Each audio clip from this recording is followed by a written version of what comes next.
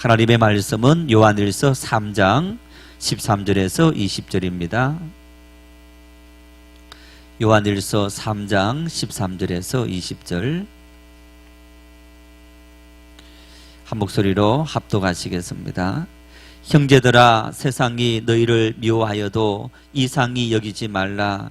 우리는 형제를 사랑함으로 사망에서 옮겨 생명으로 들어간 줄을 알거니와 사랑하지 아니하는 자는 사망에 머물러 있느니라. 그 형제를 미워하는 자마다 살인하는 자니 살인하는 자마다 영생이 그 속에 거하지 아니하는 것을 너희가 아는 바라. 그가 우리를 위하여 목숨을 버리셨으니 우리가 이로써 사랑을 알고 우리도 형제들을 위하여 목숨을 버리는 것이 마땅하니라. 누가 이 세상의 재물을 가지고 형제의 궁핍함을 보고도 도와줄 마음을 닫으면 하나님의 사랑이 어찌 그 속에 거하겠느냐. 자녀들아, 우리가 말과 혀로만 사랑하지 말고 행함과 진실함으로 하자. 이로써 우리가 진리에 속한 줄을 알고 또 우리 마음을 주 앞에서 굳세게 하리니 이는 우리 마음이 혹 우리를 책망할 일이 있어도 하나님은 우리 마음보다 크시고 모든 것을 아시기 때문이라. 아멘. 22살에 육군 소위로 재직 중이던 한 젊은이가 수류탄 폭발 사고로 오른손을 잃었습니다.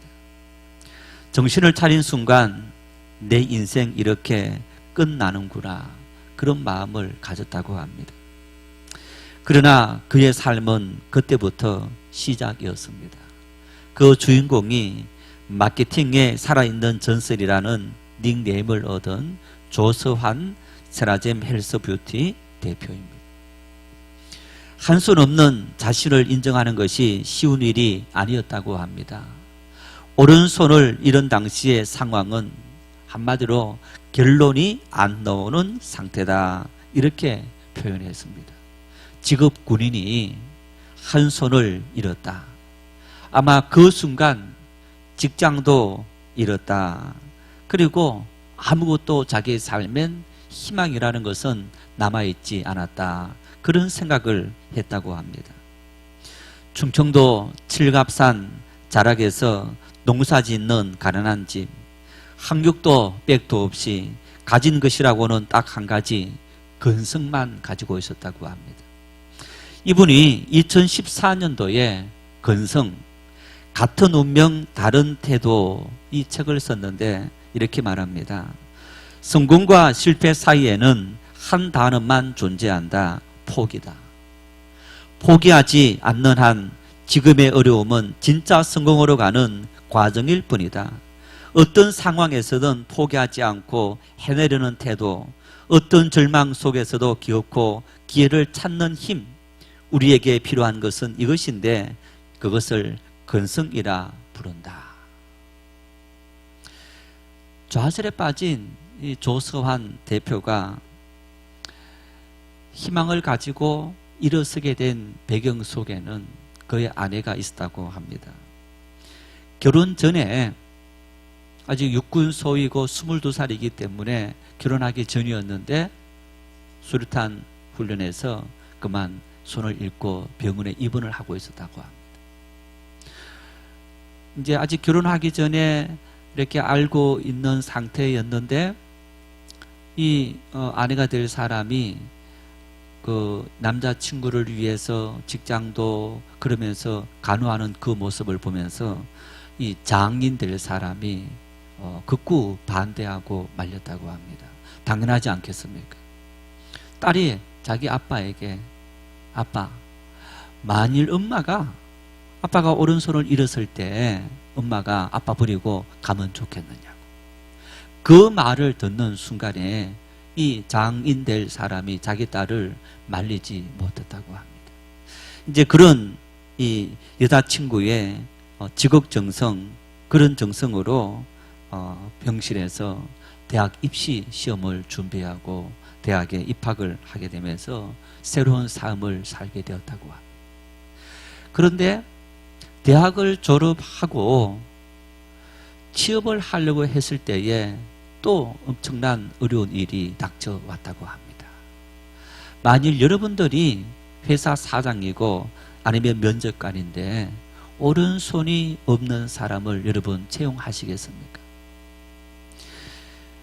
거의 마지막 면접에서 손 없는 인생 편히 사십시오, 그런 위로를 도리어 받으면서 사실 위로가 아닌 거죠. 떨어뜨리는 것과 마찬가지고 조롱하는 의미와 마찬가지.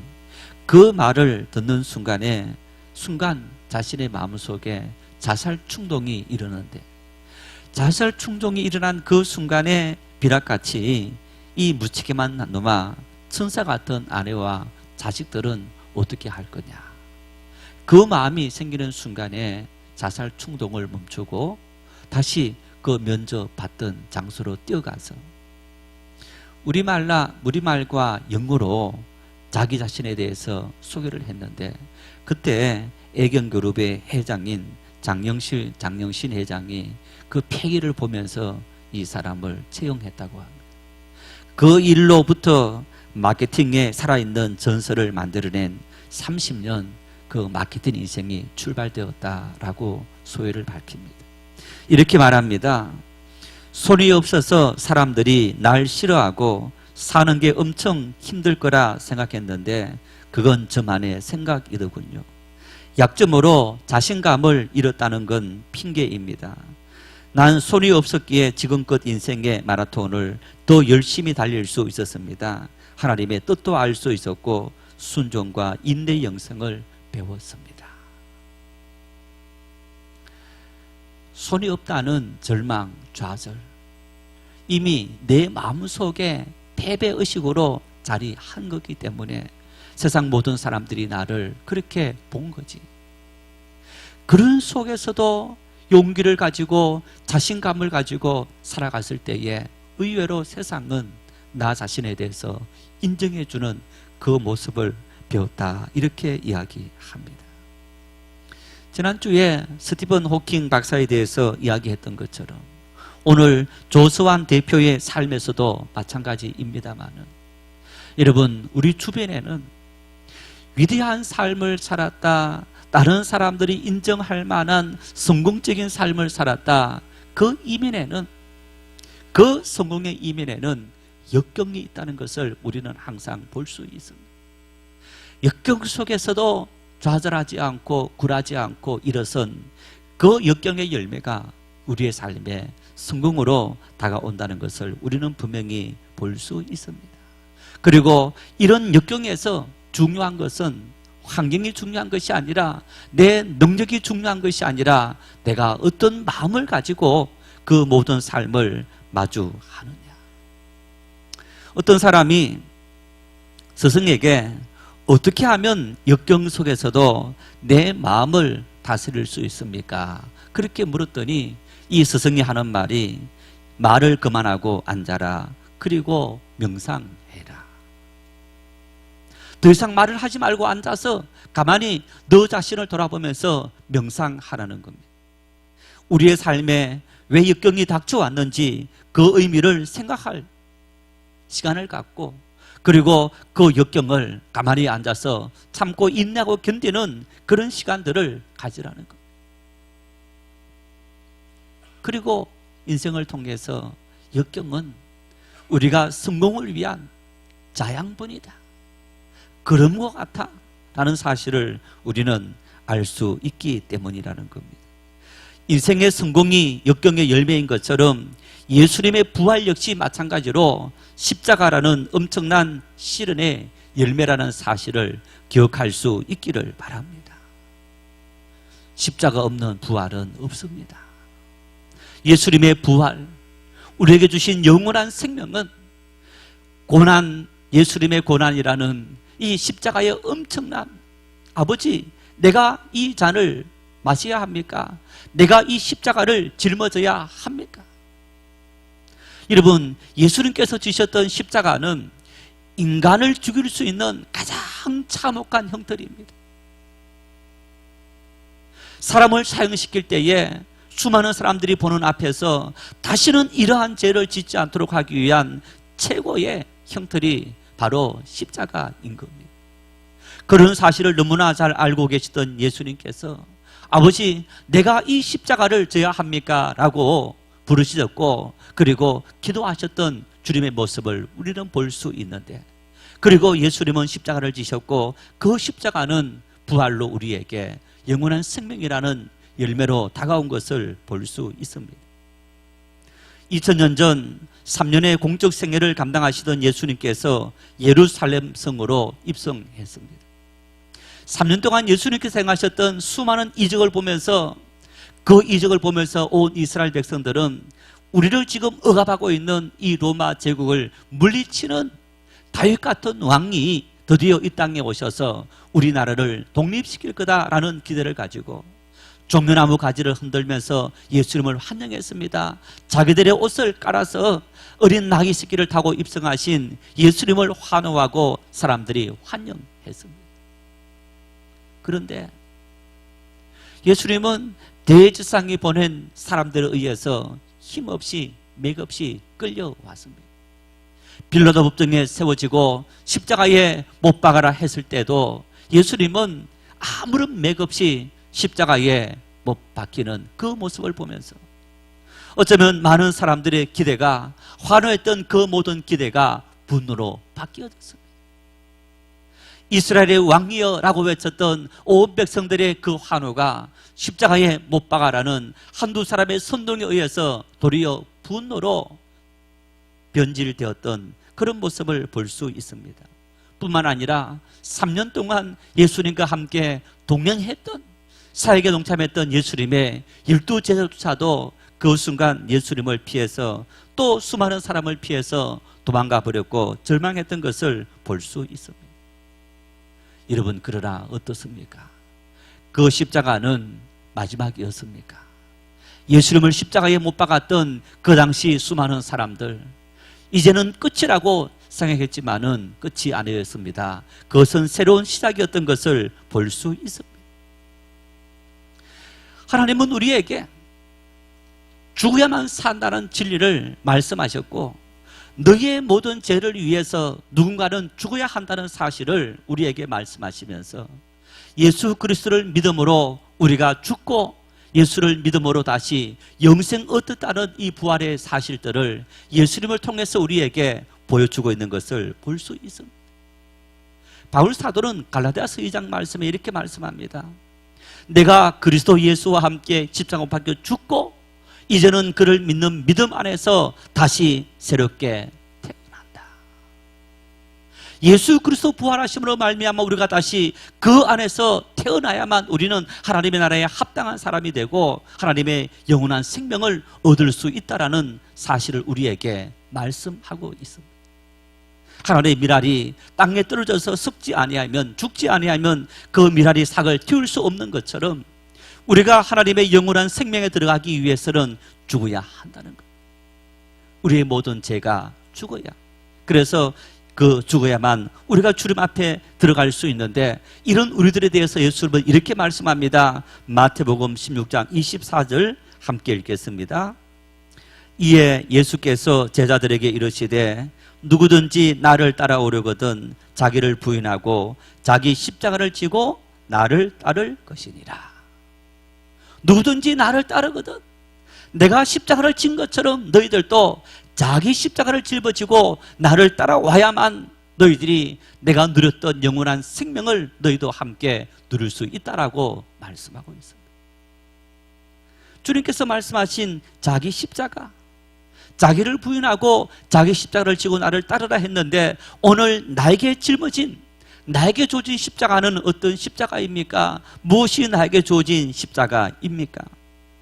예수님께서 이 말씀을 하실 때도 또 십자가를 달려 죽으시는 그 현장에도 함께 있었던 사도 요한, 이 오늘 사도 요한 일서는 사도 요한이 있었는데, 그 사도 요한이 예수님께서 자기 십자가를 짊어지고 나를 따르라 말씀하신 그 십자가가 무엇인지 우리에게 말씀하고 있습니다.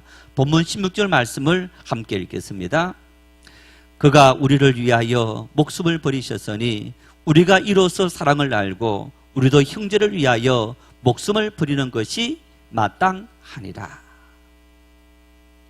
우리가 져야 할 십자가, 내가 져야 할 십자가, 바로 예수님처럼 형제를 위하여 목숨을 버리는 거다. 그런데 이렇게 말합니다. 마땅하니라. 형제를 위하여 목숨을 버리는 것이 마땅하다. 이 마땅하다는 헬라 말이 오페일로멘이라는 말인데 이런 뜻입니다. 빚진 자의 자세를 일컫는 말로, 내가 누군가에게 빚을 졌다 그러면 그 빚은 당연히 갚아야 될 일이다. 형제를 위하여 목숨을 버리는 것, 그것은 내가 해도 되고 안 해도 되고 내가 형제에게 엄청난 뭔가를 베푸는 거라 생각하는 그 착각을 벗어버리라는 얘기예요. 그것은 내가 빚진 것처럼 당연히 갚아야 될, 이것이 바로 형제를 위하여 목숨을 버리는 거다. 와, 진짜 엄청난 말씀이 아닐 수 없습니다. 여러분, 그런데 오늘 우리가 사는 세상은 바로 이 원리 때문에 이 세상이 존재하고 이 세상이 이끌림되어지고 하는 것을 볼 수 있습니다. 우리 부모, 모든 사람들이 다 부모가 있었고 지금도 부모가 있는데, 여러분, 그 부모가 자식을 위해서 정말 모든 것을 희생하는 그런 모습을 볼 수 있어요. 자기들이 모든 것을 다 절약하고 아끼고, 그리고 그 자식들 때문에 가진 수모를 무릅쓰고 직장 생활과 또 돈을 벌기 위해서 노력을 하는 것이 아니겠습니까? 그 모든 일 속에 여러분, 그 자식에게 우리가 빚졌습니까? 그런데 빚진 마음으로 하는데 왜 빚진 마음입니까? 우리가 받은, 부모로부터 받은 그 사랑이 있어서 그 사랑을 우리가 빚진 마음으로 자기 자식에게 아낌없이 베푸는 그런 부모의 마음을 우리는 볼 수 있는 겁니다. 성도들이 형제들을 위해 자신을 희생할 수 있는 건 역시 마찬가지로 주님의 그 십자가는 나에게 엄청난 빚이었고, 그리고 그 십자가를 주님께서 너희가 나에게 빚진 그 빚을 이웃에게 갚아라. 마태복음 보면 이런 비유가 있습니다. 한 사람이 주인에게 이렇게, 주인이 너 빚진 것을 갚아라 했을 때, 주인이여 잠시만 참아주십시오, 내가 열심히 해서 갚겠습니다. 아주 애원하고 간절히 비는 그것 때문에 그 주인이 오냐, 내가 너 빚을 탕감해 준다 하고 1만 달란트의 엄청난 돈을 탕감해 준 겁니다. 얼마나 기뻤겠습니까? 이 사람이 기쁜 마음을 가지고 길을 가다가 한 종을 만났는데 그 사람에게 100데나리온, 100데나리온, 그 1만 달란트에 비하면 10분의 1도 아니 100분의 1밖에 되지 않는 그런 빚을 진 한 종을 만났습니다. 그 사람에게 너 나에게 빚진 빚을 갚아라 라고 했을 때에 그 사람이 조금만 참아달라고, 내가 곧 갚겠다고. 그런데 이 사람은 용서해 주지 않고 그 사람을 옥에 잡아 가둬버립니다. 주인이 나중에 그 소리를 들었습니다. 용서했던 그 사람을 불러서, 나는 너에게 1만 달란트의 엄청난 돈을 탕감해 줬는데 너는 100데나리온 아주 작은 것도 용서해 주지 못했느냐. 오늘 우리의 삶은 내가 형제를 사랑하고 형제를 위해서 목숨을 버리는 것은 하나님 앞에 내가 얼마나 빚진 자로 살아가느냐. 여러분, 우리 자신의 신앙의 모습인데, 그것은 바로 내가 진 그 빚에 대해서 갚는 우리의 삶의 모습인데, 오늘 내가 주님으로부터 빚을 졌다는 것은 다시 말하면 은혜를 받았다, 그런 얘기. 형제를 위해서 목숨을 버린다는 것은 바로 내가 주님으로부터 받은 그 은혜의 빚, 그 은혜의 빚을 내가 이웃을 위해서, 형제를 위해서 내가 다시 베푼다. 그래서 본문 17절 말씀에 이렇게 말씀합니다. 함께 읽겠습니다. 누가 이 세상의 재물을 가지고 형제의 궁핍함을 보고도 도와줄 마음을 닫으면 하나님의 사랑이 어찌 그 속에 거하겠느냐. 형제를 위하여 목숨을 버리는 것, 그것이 우리가 빚진 자의 삶을 감당해야 될 삶의 모습인데, 16절에 이어서 17절 말씀에는 형제를 위해서 목숨을 버리는 것이 바로 형제의 궁핍함을 보고 도와주는 것, 여러분, 그것이 바로 우리가 형제를 위해서 목숨을 버리는 거다라고 구체적으로 우리에게 말씀하고 있는 것을 볼 수 있습니다.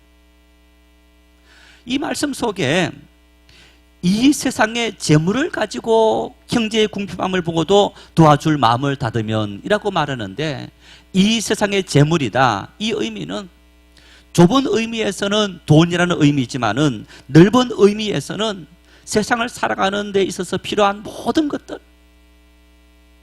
세상을 살아가는 데 있어서 여러분 돈만 필요한 것이 아닙니다. 여러 가지가 필요한 것을 우리가 볼 수 있는데, 그런 여러 가지를 형제를 위해서 도와주는 것, 이것이 바로 형제를 위해서 목숨을 버리는 거다. 이 말씀을 잘 보여준 비유의 말씀이 바로 누가복음 10장의 선한 사마리아인의 비유인 겁니다. 한 율법사가 예수님을 찾아와서 시험합니다. 선생님, 내가 무엇을 해야만 영생을 얻을 수 있습니까? 예수님께서 율법을 잘 아는 율법사에게 다시 되묻습니다. 율법에 뭐라 말하고 있더냐? 율법사가 말합니다. 마음을 다하고 목숨을 다하고 뜻을 다하고 힘을 다해서 주 너희 하나님을 사랑하고 내 이웃을 내 자신같이 사랑하라 하였나이다. 예수님께서 이렇게 말합니다. 그래, 너도 그렇게 해라. 그러자 이 율법사가 다시 예수님에게 질문합니다. 누가 내 이웃입니까? 내가 마음을 다하고 힘을 다하고 뜻을 다하고 목숨을 다해서 사랑해야 될 내 이웃이 누구입니까? 그러자 예수님께서 이러한 비유의 말씀을 합니다. 한 사람이 예루살렘에서 여리고를 가다가 강도를 만나서 다 빼앗겼을 뿐 아니라 거의 죽게 되었다는 것. 그때 한 명의 제사장이 길을 가다가 그 사람을 보았는데 그 사람을 피해서 지나가 버렸습니다. 또 한 사람의 레위인이 그 자리를 지나게 됐는데 역시 이 레위인도 그 사람을 피해서 가버리고 말았습니다. 조금 후에 사마리아 사람 한 사람이 길을 가다가 그 사람을 만났는데 그 사람을 발견하자 그 상처를 치료하고 자기 짐승에 태워서 주막으로 데려가서 그 사람을 치료해 주면서 내가 시간이 안 되어서 잠깐 가지만은 이 돈으로 이 사람을 치료해 주십시오. 만일 치료비가 부족하다면 내가 다시 돌아올 때에 이 사람의 치료비를 내가 대신 내겠습니다. 라고 예수님께서 이 비유의 말씀을 하시면서 너도 가서 이와 같이 해라. 이 말씀에는 이런 배경이 있습니다. 레위인도 제사장도 그리고 강도 만나서 주고하는 사람도 유대인이었습니다. 그런데 이 강도 만난 사람을 도운 사람이 선한 사마리아 사람이다 라고 했습니다. 여러분, 사마리아 사람은 그 당시 유대인들이 상종하지 않는 그런 사람이었습니다. 죄인과 세리같이 상종하지 못할 그런 사람 취급당했던 사람이 바로 사마리아 사람인데, 그 사마리아 사람, 너희들이 상종조차 않았던 그 사마리아 사람들이 바로 너를 도와줬던 것처럼 너가 원수같이 여기는 그 사람을 위해서 너가 이런 선행을 베풀 수 있을 때에 바로 이것이 바로 마음을 다하고 뜻을 다하고 힘을 다하는 그런 성도의 삶이라고 우리에게 말씀하고 있는 것을 볼 수 있습니다. 이 말씀에서 보십시오. 여러분, 사마리아 사람이 강도 만난 사람에게 행한 일들을 한번 자세히 살펴보십시오. 이 사람이 어떻게 한 겁니까? 형제의 궁핍함을 보고 이 사람이 도와준 일이었는데, 자, 첫째, 강도 만난 사람을 위해서 이 사마리아 사람은 자신의 물질을 희생시켰습니다. 주막에 맡겨놓고 그 사람을 위해서 돈을 지불해 줬습니다. 치료비를 지불해 줬습니다. 내가 다시 돌아와서 그 사람의 남은 치료비도 다 지불해 주겠다. 물질의 손해를 감수했습니다. 뿐만 아니라 여러분, 그 사람은 자기 시간을 희생하기도 했습니다. 가다가 길을 멈추었습니다. 그 사람을 돌보았습니다. 데리고 갔습니다. 그래서 정말 바쁜 걸음을 멈춘 그런 시간의 희생을 감수했던 그런 모습을 볼 수 있고, 그리고 마지막 세 번째는 수고의 대가를 지불했습니다. 그 사람을 자기가 타고 가던 짐승에 대신 태우고 자기는 걸어갔습니다. 그 사람을 태우는 일이라든가 이 모든 일들이 힘든 일이었지만은 그 모든 것을 감수하면서 그 사람을 태워갔던 그런 수고, 그래서 오늘 예수님께서 말씀했던 것처럼 여러분, 우리가 형제를 위해서 목숨을 버리는 것, 이 세상의 재물을 가지고 형제의 궁핍함을 보고 외면하는 것이라고 말씀하고 있는데, 그래서 단순히 돈뿐 아니라 우리가 형제를 위해서, 이웃을 위해서 내 시간을, 내 수고를, 그리고 내 관심을 피하는 그 역시 마찬가지로 우리가 형제를 위해서 자신을 희생하는 십자가 삶의 모습인 것을 우리에게 말씀해 주고 있는 것을 볼 수 있습니다. 이런 사랑에 대해서 바울 사도는 이렇게 말합니다. 고린도전서 13장 4절 말씀에 같이 읽겠습니다. 사랑은 오래 참고, 사랑은 온유하며, 시기하지 아니하며, 사랑은 자랑하지 아니하며, 교만하지 아니하며. 지난번 말씀을 드린 적이 있습니다마는 여러분, 오래 참는다 이 얘기, 헬라어 마크로디메이라는 말은 상대방의 나쁜 감정이나 노여움에 대해서 오래 견딘다. 상대방이 나에게 대해서 부당한 대우를 하고 있지만은 내가 인내해 주는 것, 참아주는 것, 상대방이 나를 시기하고 욕하는 그 일에 대해서 내가 견뎌주는 것, 이게 사랑이라는 것. 뿐만 아니라 온유하다 이 말은 친절하다 그런 의미입니다. 상대방에 대해서 친절함을 베푼다. 그 얘기는 여러분, 상대방이 나를 욕하고 시기하고 미워하는 그런 상황 속에서도 내가 상대방을 향해서 친절한 마음을 가지고 그를 대하는 마음, 이것이 바로 사랑이다. 그래서 예수님은 원수를 사랑해라. 누가 원수입니까? 나를 죽여야 원수입니까? 여러분, 내 마음속에, 저 사람의 마음속에 나를 미워하는 것, 나를 적대하는 것, 그 모든 것이 바로 원수가 아닙니까? 그런 어떤 원수까지도 사랑이라 하는 것은 바로 그런 사람에 대해서 참아주라. 그리고 그 사람에 대해서 선한 사마리아인의 마음처럼 정말 아낌없이 내가 베풀 수 있는 작은 수고라도, 작은 물질이라도 베풀어주는 것, 이것이 바로 형제를 사랑하고 형제를 위해서 자기 목숨을 부리는 일이고, 이것이 십자가를 지는 일이라고 우리에게 말씀하는 이런 말씀을 볼 수 있습니다. 물론 이런 일들이 쉬운 일은 분명 아닐 겁니다.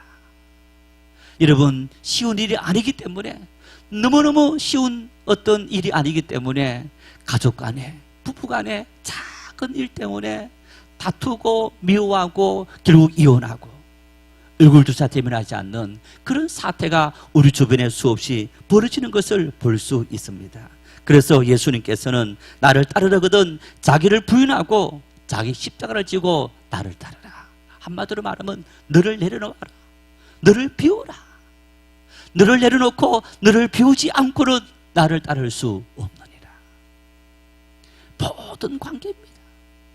부부간의 관계, 부모와 자식의 관계, 생의 모든 관계성 속에서 정말 평화로운 관계와 우리가 인정받기 위해서는 바로 이렇게 나를 내려놓는, 나를 비우는 그 비움의 사랑을 통해서 참 사랑이 실천되어지는 것을 볼 수 있습니다. 이런 전인적인 사랑의 모습과 사랑의 의미에 대해서 잘 보여주는 이야기가 있습니다. 미국의 아동문학가 그리고 시인인 셀 실버스타인이 1964년도에 출간한 아낌없이 주는 나무입니다. 한 나무가 있었습니다. 아이가 어렸을 때, 소년이 어렸을 때 그 나무는 소년의 놀이터였습니다. 소년이 청년이 되었습니다. 이제 내가 도시에 나가서 활동하고 싶은데 돈이 없다. 그러자 그 나무는 자기 열매를 다 따서 가서 팔아서 너 생활을 해라 라고 하면서 열매를 다 줬습니다. 얼마 후에 이 소년이, 청년이 된 소년이 다시 찾아왔습니다. 내가 결혼도 하고 싶은데 집이 없어서 결혼하지 못한다. 자기 큰 나무의 모든 가지를 다 잘라가라고 이야기합니다.